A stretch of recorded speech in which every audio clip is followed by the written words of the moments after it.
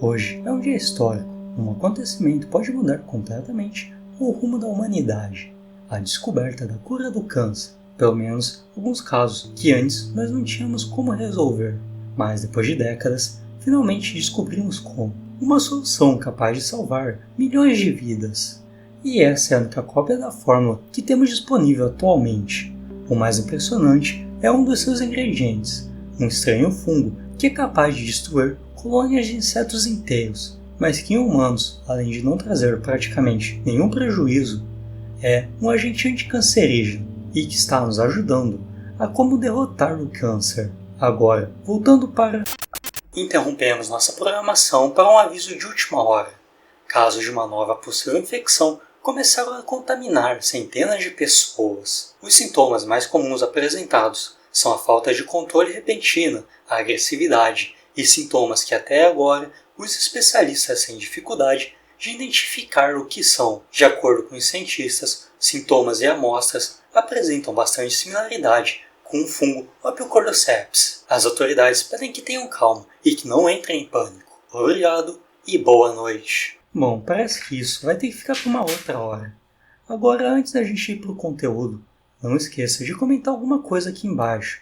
Pode ser alguma curiosidade, alguma dúvida, ou até se você vai assistir a segunda temporada de The Last of Us, que sai daqui a alguns dias. E se você ficar até o final do vídeo e gostar dele, deixa o like. Agora, realmente indo para o conteúdo. Supondo que um fungo como os do gênero Ophiocordyceps passasse a infectar humanos, como na série e nos jogos de The Last of Us, em quanto tempo a humanidade poderia acabar, ou pelo menos ser totalmente infectada por esse fungo? Para descobrir isso, antes nós precisamos descobrir como ele funciona em insetos, que é algo que por si só já é bastante interessante. O fungo Ophiocordyceps unilateralis, que afeta particularmente formigas do gênero Camponotus, funciona de uma maneira bastante simples. Tudo começa quando a formiga entra em contato com os esporos.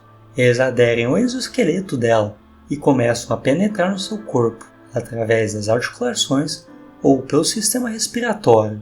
Uma vez dentro do corpo, ele vai começar a se multiplicar, se espalhando para todos os tecidos da formiga. Ele vai passar a consumir os nutrientes da hemolinfa, que nós podemos considerar como sendo o sangue da formiga, e assim ele vai conseguir sustentar o seu crescimento ao longo do tempo. Durante esse período inicial, o fungo evita alterar o comportamento da formiga. Isso impede que a colônia perceba a infecção inicial e remova o indivíduo infectado, tornando ele mais efetivo e, pelo menos por um tempo, imperceptível.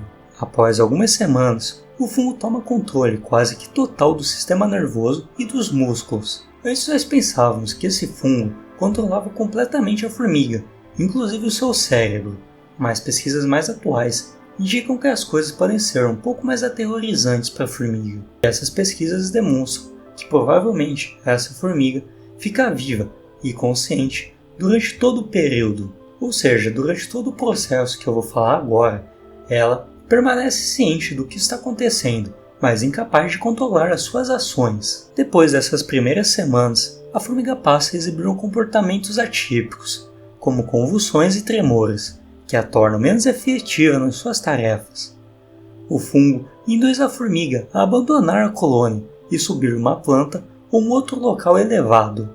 Nesse local, a formiga é levada a se agarrar a uma folha ou um galho, mordendo e se prendendo com as suas mandíbulas nele, onde passará o resto da sua curta vida. Esse comportamento, chamado de mordida da morte, garante que o corpo infectado permaneça em um local estratégico para a disseminação dos esporos. Após isso, a formiga morre, mas o fungo continua crescendo dentro dela, isso até romper o exoesqueleto da formiga, geralmente na região da cabeça, e forma uma estrutura chamada de esporocarpo.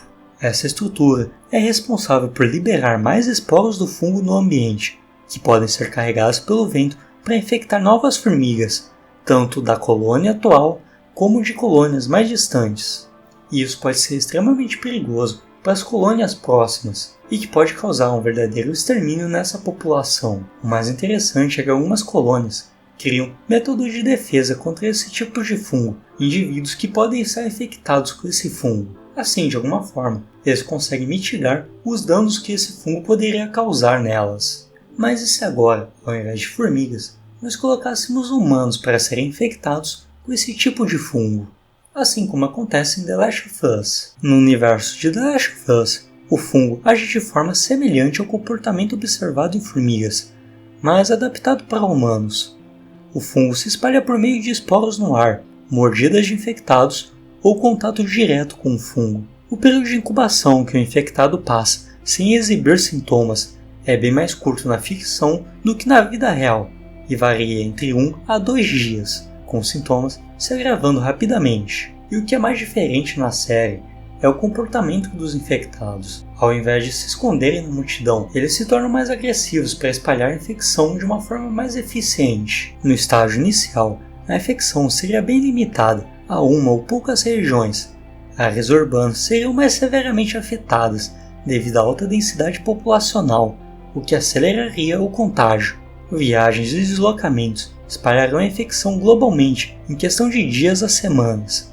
Durante o período de incubação, os infectados poderão parecer saudáveis, permitindo que transportassem o fungo para outros locais antes de apresentarem qualquer sintoma, inclusive viajando para outros países do outro lado do mundo, o que torna ele bem mais perigoso do que em formigas. A velocidade de transmissão seria bem maior em humanos, já que não existem barreiras reais que poderiam limitar até onde o fungo iria. Com o transporte aéreo e a rápida movimentação humana, a infecção poderia alcançar todos os continentes em menos de 2 semanas. E mesmo nas cidades, ninguém estaria totalmente seguro. Em áreas densamente povoadas, a infecção passaria a dobrar a cada 6 ou 12 horas, pelo menos no início. Isso de forma bastante pessimista, considerando o comportamento agressivo dos infectados. Megacidades como Tóquio, São Paulo, Nova York veriam explosões de infecção em menos de 24 horas. Os governos demorarão para entender a gravidade do problema, levando a respostas ineficientes. O pânico e desinformação causariam congestionamento, tumultos e bloqueios nas ruas, dificultando as medidas de contenção, e mesmo em áreas isoladas, recursos ainda são limitados. Coisas como comida e água eventualmente acabariam, forçando as pessoas a se exporem para conseguir alimentos, ou fugir do caos que as cidades se tornaram. E provavelmente o maior problema não seriam nem os infectados, seria a própria falta de comida que aconteceria com o tempo, além de encontros ocasionais com sobreviventes, que também estariam dispostos a lutar para conseguir alimento. Mas quanto tempo realmente levaria para esse fungo alcançar toda a humanidade? De forma puramente matemática, considerando uma taxa de transmissão alta e uma taxa de reprodução considerável, onde cada infectado contamine de 2 a 4 pessoas por dia, vamos usar um crescimento logístico que vai considerar um limite para o número de infectados possíveis. Ou seja, temos que considerar que a população infectada no tempo t é igual à capacidade máxima, ou seja, o número total de pessoas suscetíveis à infecção dividido por 1 mais a capacidade máxima, menos a população inicial infectada multiplicado pela constante de Euler, elevado a menos a taxa de transmissão vezes o tempo. E a partir de agora eu vou resumir bastante o processo de infecção usando a matemática. Mas o importante é que o crescimento logístico começa rápido, como se fosse um crescimento exponencial, mas que com o tempo, quanto mais pessoas são suscetíveis a se infectar, mas não apresentar sintomas reais dele, ele vai começar a se desacelerar, ficando praticamente uma linha reta, sem mais pessoas sendo infectadas constantemente. Isso significa que teremos uma explosão inicial nos primeiros 7 a 14 dias, dominando praticamente todas as principais polos de concentração humana, principalmente todas as grandes cidades do mundo. Agora, existem milhares e milhões de infectados nos primeiros poucos dias. Isso leva a uma propagação generalizada. Após o primeiro mês de infecção, as cidades grandes colapsam, enquanto cidades menores começam a ser atingidas, devido principalmente à taxa de mutação e evolução que o fungo tem, se tornando mais contagioso em pouco tempo e fazendo os infectados passarem por um tipo de mutação que deixa eles bem mais resistentes. Pequenas populações começam a se isolar em áreas menos densas, reduzindo o ritmo de transmissão. O fungo começa a encontrar uma resistência natural devido ao esgotamento de hospedeiros nas áreas mais densas, o que leva a saturação e resistência local entre o primeiro e o segundo mês de infecção. Mesmo assim, grandes populações são infectadas ou mortas, com pequenos grupos de humanos se isolando e sobrevivendo por um tempo, mas enfrentando desafios logísticos como a falta de recursos, energia e água. A infecção desacelera significativamente em áreas já devastadas. A partir desse ponto, lá pelo segundo ou terceiro mês, zonas seguras, com áreas bem restritas de acesso, passam a surgir,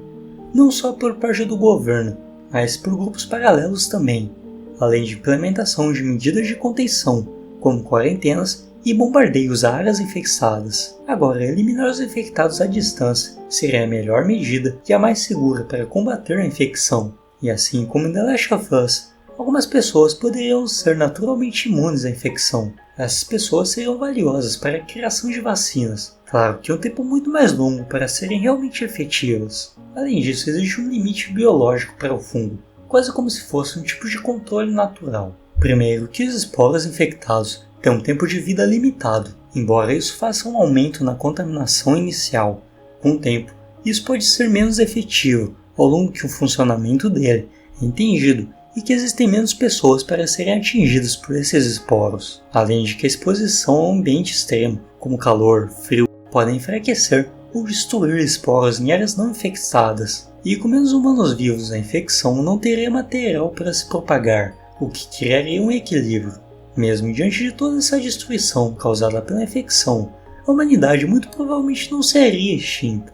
Claro que os sobreviventes teriam que se adaptar a um mundo completamente novo, enfrentando não apenas os infectados, mas também a escassez de recursos e os perigos naturais, e claro, a ameaça de outros humanos. Mas o que você acha? Será que a humanidade realmente seria capaz de sobreviver a tudo isso? Ou uma infecção ao nível de The Last of Us seria o suficiente para destruir toda a humanidade como conhecemos hoje? E se você gostou desse vídeo, não esqueça de se inscrever no canal e deixar o like, isso me ajuda bastante. E eu tenho certeza que você também vai gostar desse outro vídeo que está aparecendo aqui na tela. Eu te vejo no próximo vídeo e até mais.